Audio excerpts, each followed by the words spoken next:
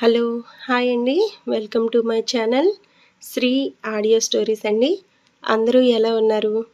నేనైతే చాలా బాగున్నానండి.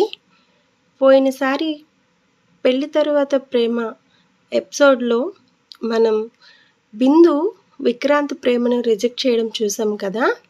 ఆ తర్వాత ఏం జరిగిందో ఈరోజు మనం చూద్దామండి.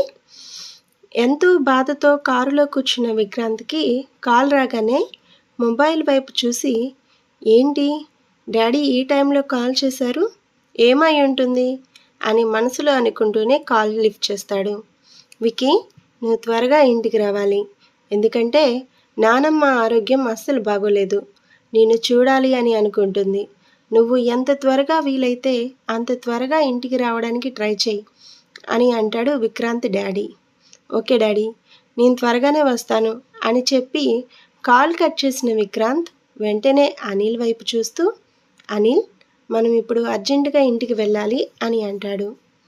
మరి బిందు అని ప్రశ్నిస్తాడు అనిల్.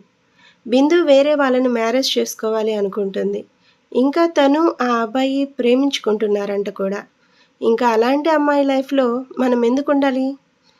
ఇక ఈ విషయం మనం పక్కన పెట్టేసి మనం ఇప్పుడు ఫోకస్ పెట్టాల్సిన చాలా మ్యాటర్స్ ఉన్నాయి. అర్జెంటుగా మనం ఇప్పుడు ఇంటికి వెళ్ళాలి అని అంటాడు కంగారుగా విక్రాంత్. వెంటనే వాళ్ళిద్దరూ కారు స్టార్ట్ చేసి అక్కడి నుండి వెళ్ళిపోతారు. కాలేజ్లోకి వెళ్ళిన స్వప్న బిందు వైపు చూస్తూ, ఏ బిందు, ఒక్క నిమిషం ఆగు అని అంటుంది చాలా సీరియస్గా. ఏమైంది అన్నట్టుగా స్వప్న వైపే చూస్తుంది బిందు.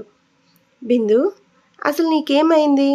నువ్వు నేను నైటే కదా విక్రమ్ అంటే నాకు చాలా ఇష్టం అని చెప్పావు, కానీ ఇప్పటికిప్పుడే ఏమైందే అని చెప్పిన స్వప్న బిందు చేయి పట్టుకొని, తను విక్రాంత్ బిందు, నువ్వు ప్రేమించిన విక్రాంత్, నేను ప్రేమించాను అని చెప్పి తన మనసులో ఉన్న మాటను బయట పెట్టాడు. తను ఎప్పుడూ తన మనసులో ఉన్న మాట నీకు చెప్తాడా అని నువ్వు చాలాసార్లు ఎదురు చూసావు కదా, కానీ ఆ టైం వచ్చేసరికి నువ్వు ఎందుకు కాదన్నావో నాకైతే అర్థం కావడం లేదు.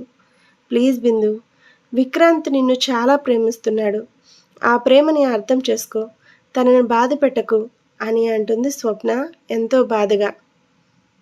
ఏంటి ప్రేమ? ఏం మాట్లాడుతున్నావు స్వప్న? నీకు తెలుసు కదా చిన్నప్పటి నుంచి నాకు ఈ ప్రేమలు ఇలాంటివంటే అస్సలు నచ్చవు అని. అయినా చిన్నప్పటి నుండి నాకు చాలా ఆశలు కోరికలు ఉన్నాయి. వాటన్నిటినీ విక్రాంత్ కోసం వదిలిపెట్టుకోవడం నాకు అస్సలు ఇష్టం లేదు అని అంటుంది బిందు